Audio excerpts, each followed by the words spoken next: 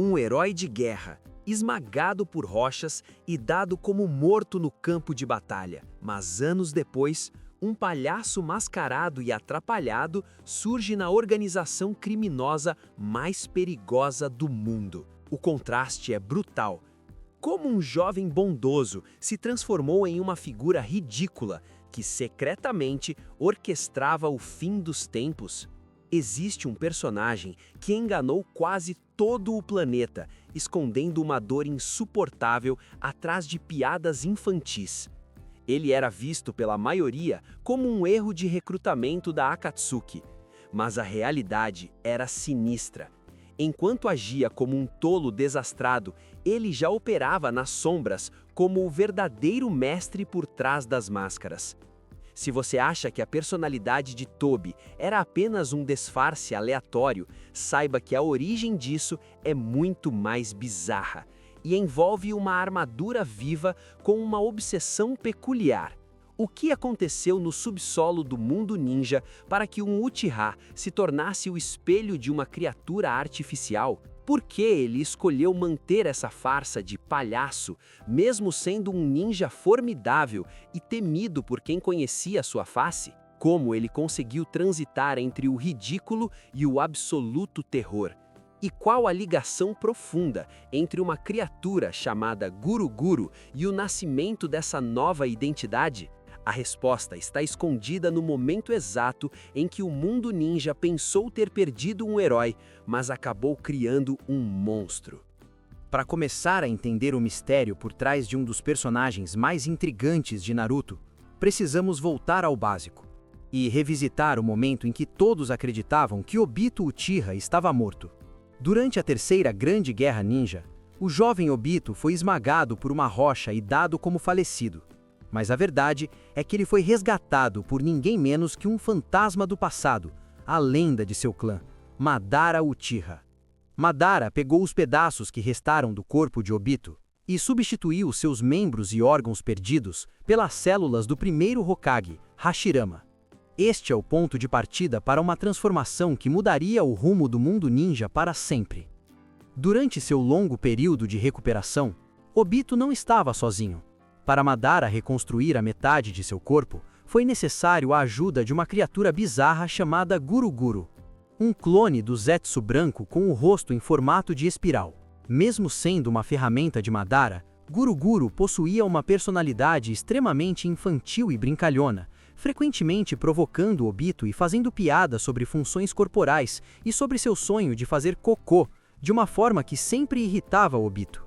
Por mais estranho que pareça, ele acabou se tornando um dos primeiros amigos de Obito após sua experiência de quase morte, sendo o único do trio maligno que parecia genuinamente se importar com a recuperação do jovem Uchiha. A influência de Guru-Guru na identidade que conheceríamos mais tarde é direta e profunda.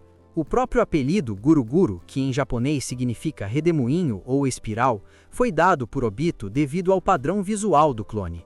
Percebe-se que essa convivência moldou o comportamento que veríamos anos depois na Akatsuki, já que Guru-Guru carregava exatamente aquele temperamento bobo e alegre que Tobi apresentaria em suas primeiras aparições em Naruto Shippuden. A fusão física entre os dois aconteceu em um momento de puro desespero. Quando o Zetsu branco notou que Kakashi e Irin estavam encurralados por ninjas da névoa, Obito tentou sair para ajudá-los, mas seu corpo ainda estava muito fraco. Em uma tentativa desesperada de sair da caverna de onde estava, ele acabou perdendo seu braço artificial no processo. Vendo a aflição do garoto, Guru-Guru se ofereceu para servir como uma espécie de armadura viva, envolvendo o corpo de Obito para compensar suas limitações físicas e amplificar seu poder através do ácido desoxirribonucleico de Hashirama. Este é o nascimento do que podemos chamar do primeiro Tobi, uma combinação física e mental, onde a consciência de Obito se misturava à forma e ao caráter excêntrico de Guru-Guru. Essa união permitiu que Obito sobrevivesse e agisse, mas também forneceu a ele a máscara perfeita para esconder sua verdadeira identidade e suas intenções sinistras nas décadas seguintes. Mas se Obito já era poderoso o suficiente após sua recuperação, por que ele escolheu manter esse disfarce de palhaço, mesmo anos depois de se tornar um ninja formidável? Agora entra a questão que muita gente se faz. Se o Obito já era tão poderoso após sua recuperação, por que ele escolheu manter essa palhaçada mesmo depois de entrar para a Akatsuki? A resposta é de uma simplicidade estratégica assustadora. Manter a personalidade de palhaço era uma tática para se infiltrar na organização, posando como uma entidade não ameaçadora. E, na minha opinião, isso torna o personagem muito mais interessante, pois a Akatsuki, como um todo, era um grupo extremamente cauteloso. Se ele apresentasse uma persona séria desde o início, sua verdadeira identidade correria o risco de ser revelada muito antes do planejado. Este é o cenário perfeito para alguém que precisa agir sem ser notado. A Akatsuki estava repleta de shinobis poderosos e paranoicos, como Kakuzu e Kisame. Ao aparecer como alguém tolo, desastrado e insignificante, Obito garantia que ninguém o veria como um perigo real. Ele se tornou um alívio cômico, servindo muitas vezes como o parceiro atrapalhado de Deidara. Mas enquanto ele fazia piadas e testava a paciência de seus companheiros, a realidade nos bastidores era outra. Ele já operava sob a identidade de Madara Uchiha, orquestrando o seu plano do Tsukuyomi infinito nas sombras. No entanto, essa exultação infantil tinha um prazo de validade. A grande virada de chave não aconteceu no campo de batalha da Quarta Guerra, mas sim muito antes, logo após a morte de Nagato. Com a queda do líder nominal da Akatsuki, Obito entendeu que o tempo de brincar havia acabado. Foi nesse momento que vimos o que pode ser chamado de um 180 completo. Ele abandonou a voz fina e as atitudes bobas, assumindo uma postura autoritária, fria e sinistra, declarando abertamente ser Madara Uchiha para o mundo. O objetivo era claro: usar o medo que o nome de Madara impunha para acelerar seus planos de dominação absoluta. Aquela figura inofensiva que todos ignoravam deu lugar ao arquiteto de uma era de conflitos. No fim de tudo, a máscara de Tobi representava muito mais do que um simples disfarce de madeira em espiral. Ela era uma barreira, tanto literal quanto figurativa, para proteger um homem profundamente quebrado. Por trás daquela voz infantil e das travessuras que ele herdou da convivência com Gurugu, escondia-se um Obito transbordando de dor, raiva e traumas que o mundo jamais imaginou. Como o peso insuportável de ter presenciado a morte de Rin. Para ele, o palhaço era a armadura perfeita para esconder um plano sinistro.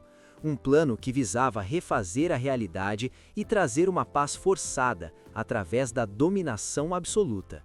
Essa trajetória nos deixa uma lição central dentro do universo de Naruto. Nada é exatamente o que parece ser, e as maiores ameaças podem vir nas formas mais surpreendentes. O fato de o alívio cômico da Akatsuki ter se revelado o verdadeiro arquiteto por trás das sombras é a prova de que o perigo costuma se esconder onde menos esperamos. E na minha opinião, isso torna o personagem um vilão tão interessante, pois ele não apenas mudou de lado, ele se anulou completamente atrás de uma persona ridícula para conseguir operar seus planos sem qualquer interferência. Até hoje, a revelação da identidade dupla de Tobi é considerada uma das reviravoltas mais marcantes e impactantes de toda a franquia. É um impacto duradouro que mostra como o sofrimento, o trauma e a ambição podem ser camuflados por camadas de fingimento. Tudo isso para enganar até os ninjas mais experientes. O mistério de Tobi chegou ao fim, mas a lição de que o rosto que nos faz rir pode ser o mesmo que planeja o fim do mundo continua sendo um dos pontos mais geniais e viscerais da história de Naruto. Mas e para você? Qual foi o momento exato em que você percebeu que o Tobi era muito mais do que um simples alívio cômico? Foi na voz grossa contra o Pain ou na revelação contra o Sasuke? Comenta aqui embaixo, eu quero saber se você também foi enganado por esse disfarce. Se esse mergulho na mente do arquiteto da Quarta Guerra Mundial Ninja valeu o seu tempo, não esqueça de deixar o seu like e se inscrever no canal. Isso ajuda muito a gente a continuar trazendo essas análises profundas. E se você tem aquele amigo que ainda acha que o Tobi era só um bobão, compartilhe esse vídeo com ele e mostre quem realmente estava puxando as cordas. A gente se vê no próximo vídeo.